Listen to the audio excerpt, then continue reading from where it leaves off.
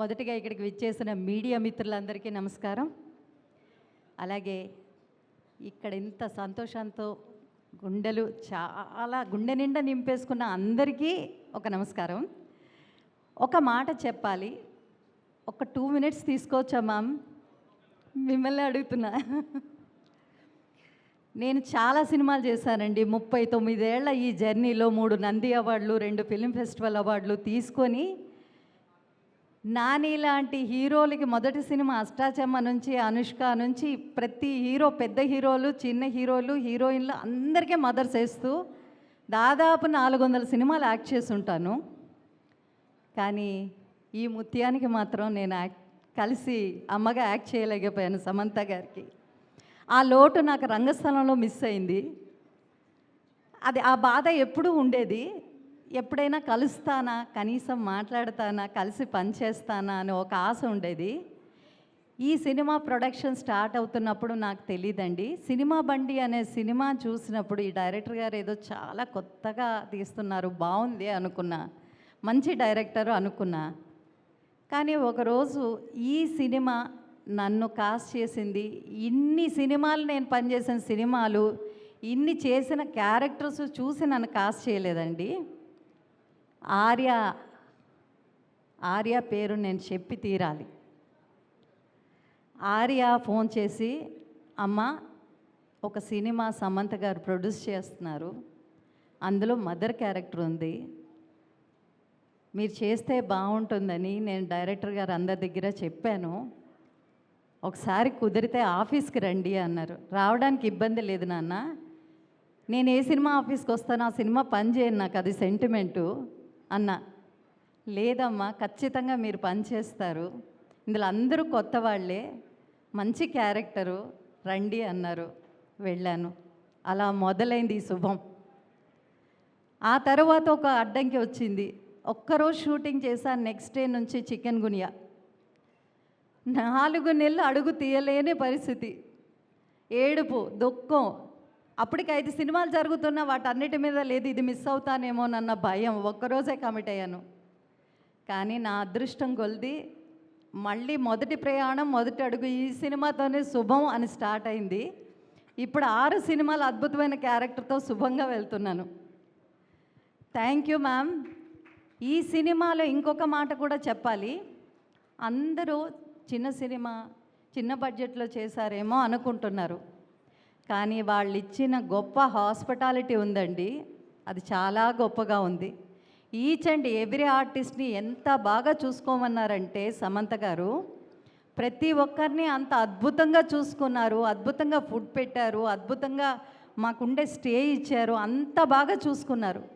ఆవిడ ఒక్క మాట చెప్తే రామలక్ష్మణులాగా చక్కగా ఇక్కడ మాకు రాకేష్ గారు, ఆర్య అంత బాగా చూసుకున్నారండి అందరు. నిన్ను ఈ సినిమా కథాపరంగా వస్తే నేను చెప్పాల్సింది ఏం లేదు, మీరు అందరూ చూసేశారు.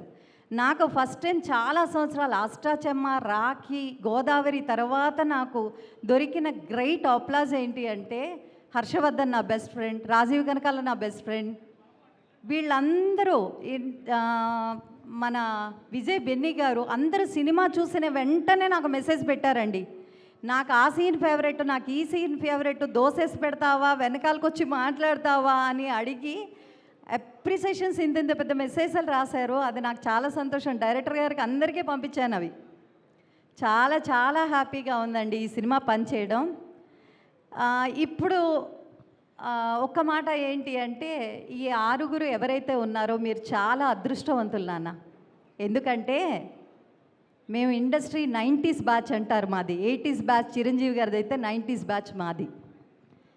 90s బ్యాచ్లో మేము వచ్చేటప్పుడు, మేము ఆర్టిస్టులుగా సినిమా కానీ దేనికైనా వచ్చేటప్పుడు మేము కనిపిస్తామా, పక్కన ఆర్టిస్ట్ మమ్మల్ని కొంచెం ఇలా చూస్తే మేము అక్కడ రికగ్నైజ్ అవుతామేమో స్క్రీన్లో, మమ్మల్ని కొంచెం ముందు ఒక అడుగు ఇలా ముందుకు పెడితే మేము కనిపిస్తామేమో.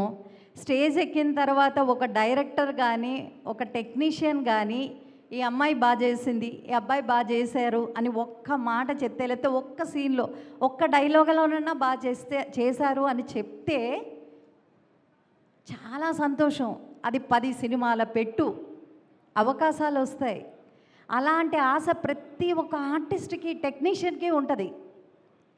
మీరు అలాంటి అదృష్టం, అలాంటిది కాదు, దానికి 1000 రెట్లు 1,00,00,000 రెట్ల అదృష్టాన్ని ఈ సినిమా రిలీజ్కి ముందు నుంచి సమంత గారు లాంటి గొప్ప యాక్ట్రెస్, ప్రొడ్యూసర్ని వెంట పెట్టుకొని ప్రతి ఒక్క చోటకి వెళ్ళారు చూడు, అక్కడే మీకు 100 సినిమాలు సంతకాలు అయిపోయినట్టే.